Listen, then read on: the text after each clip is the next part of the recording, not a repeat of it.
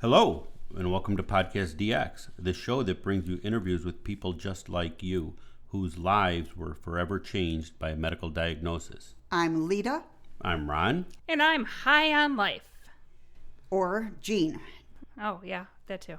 We're collectively the hosts of Podcast DX. This podcast is not intended to be a substitute for professional medical advice, diagnosis, or treatment. Always seek the advice of your physician or other qualified healthcare provider for any questions you may have regarding a medical condition or treatment and before undertaking a new healthcare regime. Never disregard professional medical advice or delay in seeking it because of something you have heard on this podcast. Today's show on medical marijuana is broken down into segments. First, we're going to quickly run through a bit of terminology and general information about cannabis. Then we'll interview Meg, a patient for whom medical marijuana was recently prescribed. The term medical marijuana, or medical cannabis as it's referred to in Illinois, refers to using the whole, unprocessed marijuana plant or its basic extracts to treat symptoms of illness or other medical conditions. Although 28 states and at least one territory have legalized medical cannabis, the U.S. Food and Drug Administration, FDA, has not recognized or approved the marijuana plant as medicine.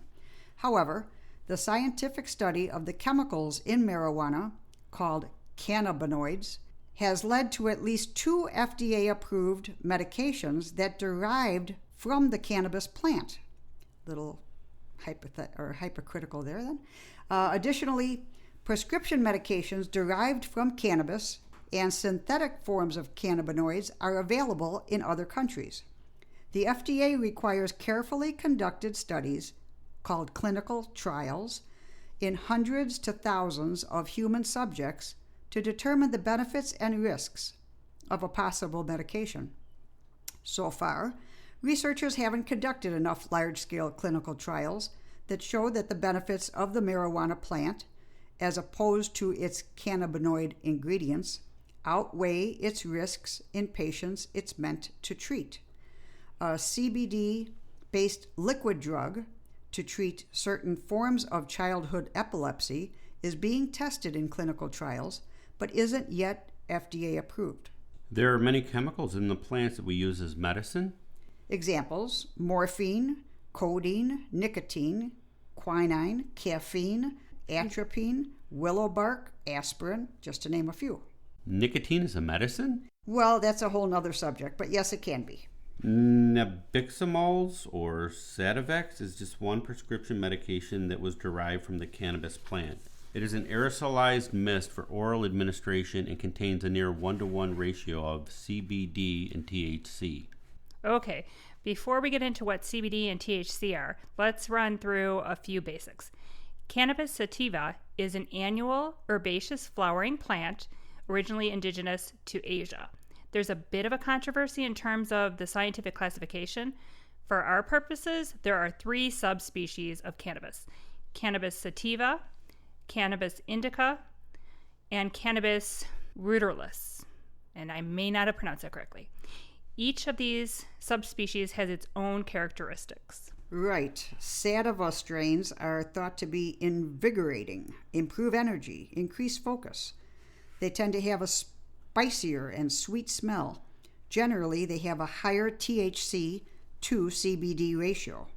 On the other hand, indica strains are thought to have a more sedative effect. They are said to reduce nausea, increase appetite, have a more skunky scent, and typically have a higher CBD to THC percentage. As with most things, to learn about a subject, you need to learn the specialized language and terminology associated with the subject. When it comes to cannabis, medical or otherwise, there are some terms that are good to know. For example, we've been mentioning CBD, which is cannabidiol, which lacks the intoxicating effects of THC. Unlike THC, CBD is a cannabinoid, I can say that one, that doesn't make people high. It may be useful in reducing pain and inflammation, controlling epileptic seizures, and possibly even treating mental illness and addictions. So CBD is a good one. Well, yeah. Well, Yeah. Yeah, not as much of a high. No, yeah, it's not meant to give you a high. It's only for the medicinal. Right, or the intoxicating effect. Got it.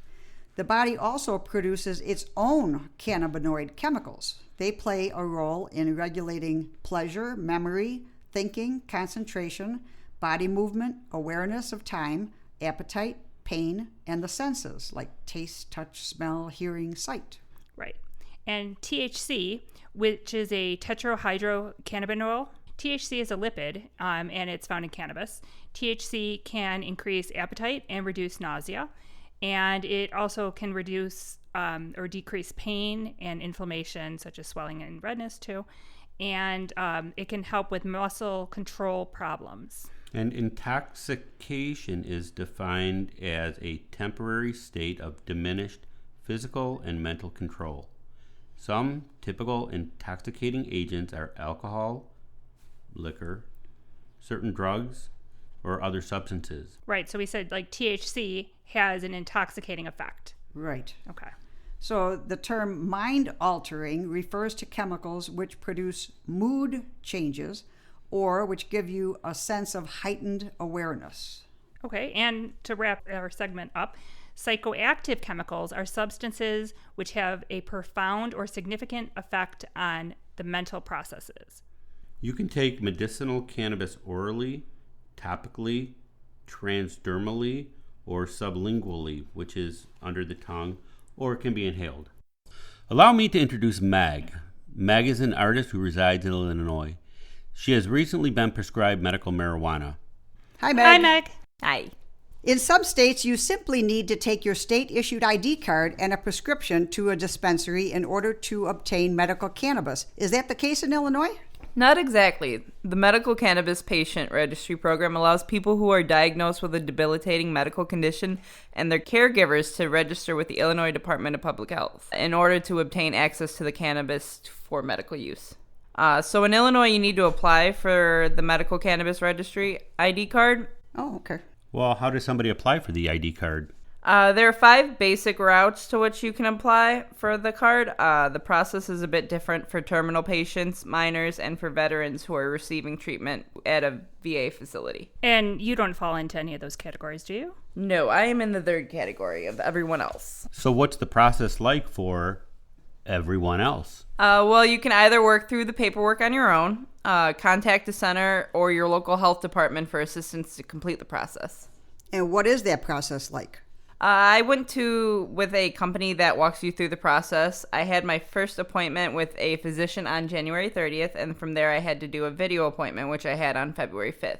The average wait time to receive the card once in the mail, once you've completed all your paperwork, is about 8 to 12 weeks, and mine took 12 weeks. So I got my Medical Cannabis Registry identification card on April 16th. Okay, so it can take a while to have your paperwork processed by the state. If you're working on the paperwork on your own, it's a bit more complicated. First of all, in Illinois, you have to be a resident of Illinois. The first rule of Fight Club is you don't talk about Fight Club. Okay, go ahead, Meg. You cannot have any prior felony drug convictions. You cannot be a firefighter, correctionals officer, active duty law enforcement officer, or correctionals probation officer. If you have a permit to drive a school bus or CDL, you're not eligible for the current state program. And of course, you must be diagnosed with the qualifying condition. But you can, that's not excluding too many things. Yeah. How can someone find out if they have a qualifying condition? In Illinois, you can find a list of qualifying conditions on the Illinois Department of Public Health's website, which is dphillinois.gov. Okay. All right, so what's next? In Illinois, you need a physician license in the state of Illinois to complete the 3-page physician written certification form. And here the state's instructions are a bit hazy. How do you mean? Well, on the physician written certification form, it says the completed signed form should be given to the patient and submitted along with their other paperwork by the patient. Okay. But in the application for qualifying patient registry identification card instructions, it states that the physician should complete their portion of the paperwork and mail it directly to the IDPH's Division of Medical Cannabis. Huh. That's conflicting. So then what's next? You need to complete the applications form, select a dispensary, and fill out the medical cannabis dispensary selection form. Pay an application fee, which varies from $50 to $250. Oh. Mail the completed forms along with a color copy of your Illinois state and federally issued ID.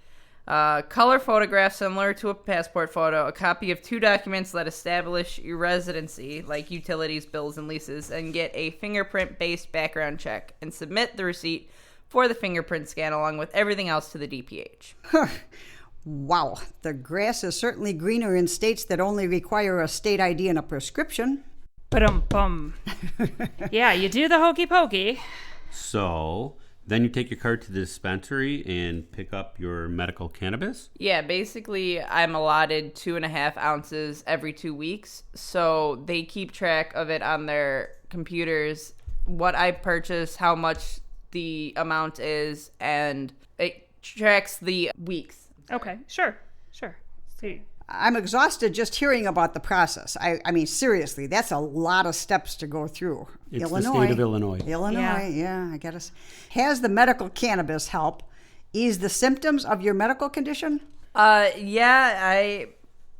of why I started to do it was I was having trouble sleeping. Mm-hmm. And with my doctor, we decided that the first priority would be to get me a full night's sleep. That sounds nice. It would be beneficial, especially since at the time I was going through my final semester finals of college. Yeah. Wow. So sleep would be very nice. Yeah. And then from there, it also it helps with my pain, my depression, and anxiety. I mean, just kind of everything. I call it the wonder plant. Right. And yeah. I'm glad to hear that. Thank you for joining us today, Meg, and for the insight into this incredibly difficult application process in the state of Illinois. Yeah, thank you, Meg. That wraps up part 1 of 2 for our podcast about medical cannabis. Join us next week when we'll interview Dr. Weil and get a physician's view of cannabis as medicine. If our listeners have any questions or comments related to today's show, they can contact us at podcastdx@yahoo.com, through our website, podcastdx.com, on Facebook, Twitter, Pinterest, or Instagram. And if you have a moment to spare, please give us a 5-star review on the iTunes podcast app. And we'd like to thank those of you who have already done so. Till next week. Bye-bye.